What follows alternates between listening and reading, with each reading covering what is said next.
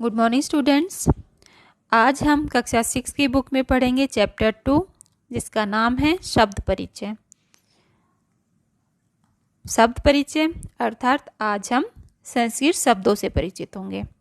कौन से शब्दों से? संज्ञा शब्दों से। तो सबसे पहले हम जानते हैं संज्ञा क्या होती है। संज्ञा जिन शब्दों से किसी व्यक्ति, वस्तु तथा स्थान आदि के नाम का बोध होता है उन्हें क्या कहते हैं? संज्ञा कहते हैं। अर्थात किसी भी चीज का नाम संज्ञा कहलाता है। संस्कृते त्रियः लिंगः त्रीणि वचनानि च सन्ति। संस्कृत में 3 लिंग होते हैं और 3 ही वचन होते हैं। सबसे पहले हम लिंग के बारे में जानते हैं। लिंग कौन कौन से होते हैं? पुल्लिंग, स्त्रीलिंग और नपुंसकलिंग, ये 3 लिंग होते हैं। पुल्लिंग जिसमें पुरुष जाति का बोध होता है वो शब्द क्या कहलाते हैं? पुल्लिंग शब्द कहलाते हैं। जैसे बालः, बालः अर्थात लड़का, तो ये कौन सा शब्द है? पुल्लिंग शब्द है। नेक्स्ट स्त्रीलिंग, जिस शब्द से हमें किसी स्त्री जाति का बोध होता है तो वो कौन से शब्द होते हैं? स्त्रीलिंग। जैसे बाला अर्थात लड़की। नेक्स्ट नपुंसकलिंग, निर्जीव चीज़ों के लिए हमेशा नपुंसकलिंग आता है। जैसे फलम, फलम में कौन सा लिंग है? नपुंसकलिंग। तो इस प्रकार 3 लिंग हमने जाने, पुल्लिंग, स्त्रीलिंग और नपुंसकलिंग। अब हम पढ़ते हैं वचन के बारे में। वचन भी 3 होते हैं। कौन कौन से? एक वचनम, द्विवचनम और बहुवचनम। जब किसी एक चीज के बारे में बात हो तो वो एक वचन होता है, 2 चीज के बारे में बात हो तो द्विवचन होता है, और 2 से अधिक चीजों के बारे में बात हो तो वहाँ बहुवचन होता है। जैसे यहाँ पिक्चर दिखाई गई है, वृक्ष है, एक वृक्ष की पिक्चर है, लिखा हुआ है वृक्ष है अर्थात एक वृक्ष। तो वचन कौन सा हुआ? एक वचनम। वृक्षौ 2 वृक्ष, कौन सा वचन हुआ? द्विवचनम। वृक्षः अनेक वृक्ष, तो वचन कौन सा हुआ? बहुवचनम। इस प्रकार एक वचनम, द्विवचनम और बहुवचनम, ये 3 वचन होते हैं। तो हमने लिंग के बारे में जाना और वचन के बारे में जाना। तो अब हम पढ़ते हैं पुल्लिंग शब्द। तीनों लिंग हम पढ़ चुके हैं, पुल्लिंग, स्त्रीलिंग और नपुंसकलिंग। तीनों लिंगों के बारे में हम जान चुके हैं। तो अब हम पुल्लिंग शब्दों को पढ़ेंगे। पुल्लिंग शब्दों में हम अकारांत पुल्लिंग शब्दों को पढ़ेंगे। संस्कृत में वैसे पुल्लिंग शब्द कई प्रकार के होते हैं, लेकिन आज हम केवल अकारांत संज्ञा शब्द को पढ़ेंगे, अकारांत पुल्लिंग संज्ञा शब्द को। वैसे संस्कृत में इकारांत, उकारांत, ऋकारांत कई प्रकार के शब्द होते हैं। पहले जान लेते हैं कि अकारांत इकारांत होता क्या है। जैसे शब्द दे रखा है यहाँ पर छात्र। जब हम छात्र शब्द का वर्ण विच्छेद करते हैं तो अंतिम वर्ण क्या होता है? आ होता है। अर्थात जिस शब्द का जो अंतिम वर्ण होता है वो ही वो शब्द कहलाता है। जब छात्र शब्द का हमने वर्ण विच्छेद किया तो इसका जो अंतिम वर्ण होगा वो आ होगा, इसलिए ये कौन सा शब्द कहलाएगा? अकारांत। इसी प्रकार जैसे ऋषि शब्द है, ऋषि शब्द का जब हम वर्ण विच्छेद करते हैं तो इसके अंत में क्या आता है? ई। कौन सी ई? छोटी ई। तो इसलिए ये कौन सा शब्द कहलाता है? इकारांत। ऐसे ही साधु, साधु का जब हम वर्ण विच्छेद करते हैं तो अंत में क्या आता है? ऊ, छोटा ऊ। तो इसलिए ये कौन सा शब्द कहलाता है? उकारांत। तो इस प्रकार ये कई तरह के शब्द होते हैं, लेकिन हम आज जो पढ़ेंगे वो कौन से शब्द होंगे? अकारांत अर्थात आ से अंत होने वाले शब्द। तो पढ़ते हैं। इसमें हम तीनों वचनों को जानेंगे, एक वचनम, द्विवचनम और बहुवचनम। तो पहला जो शब्द है बालः, बालः जो आ से अंत हो रहा है, इसलिए कौन सा शब्द है? ये अकारांत पुल्लिंग शब्द है। बालः का अर्थ है एक बालक। जो संज्ञा शब्द होते हैं पुल्लिंग, उनके जो एक वचन होता है उसमें विसर्ग लगा होता है, ये उसकी पहचान होती है। और द्विवचन में देखिए बालव, बालव अर्थात दो मात्रा यहाँ पर लगा दी। बालव का अर्थ है दो बालक। द्विवचन में, पुल्लिंग शब्द में द्विवचन में दो मात्रा आती है।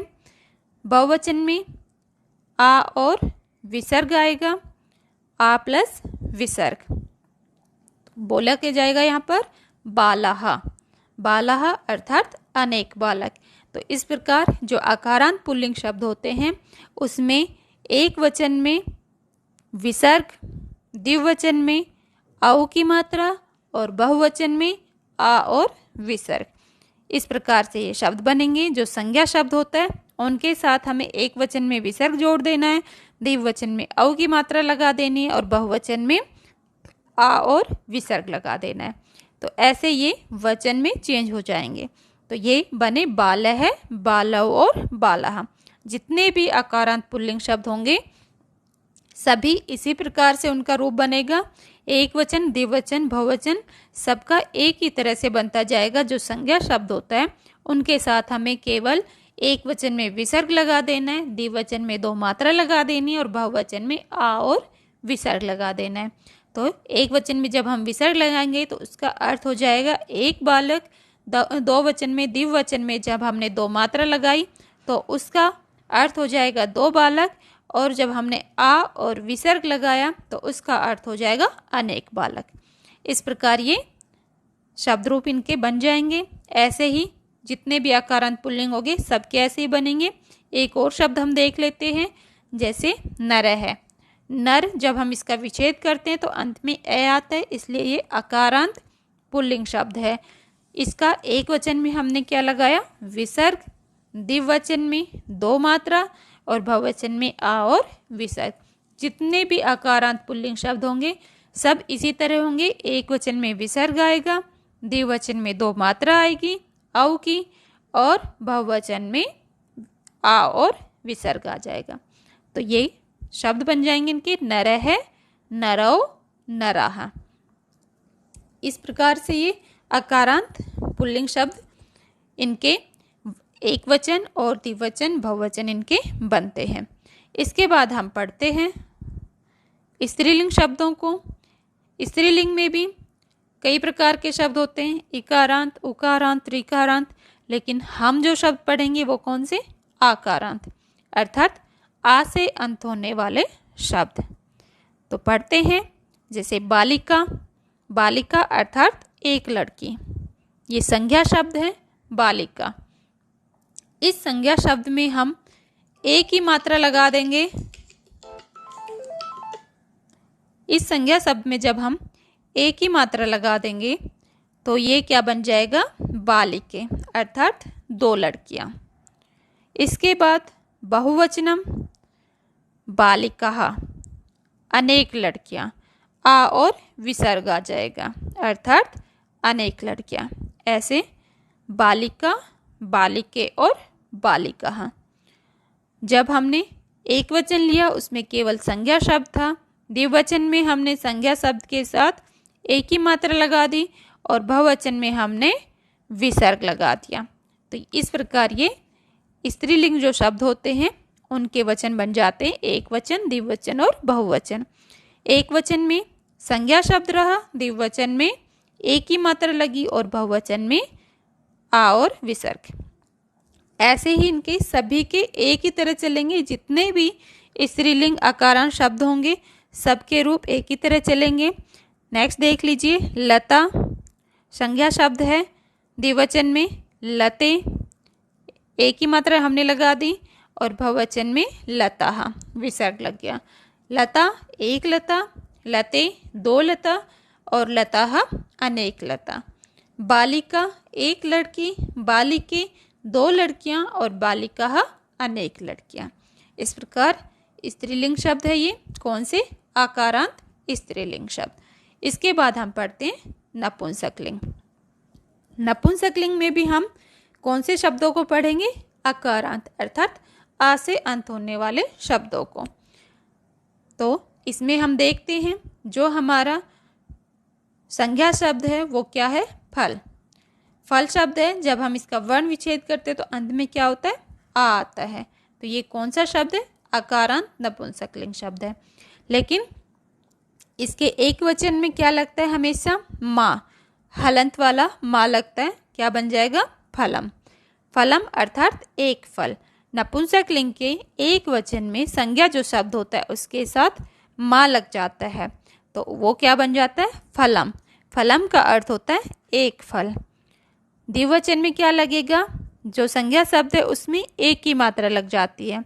तो फल शब्द था, उसमें हमने जब एक की मात्रा लगाई तो क्या बन गया, फले। फले अर्थात दो फल।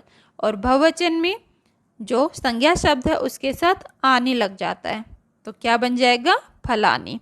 तो ऐसे नपुंसकलिंग के रूप चलेंगे, फलम, फले, फलानी। फलानी अर्थात अनेक फल।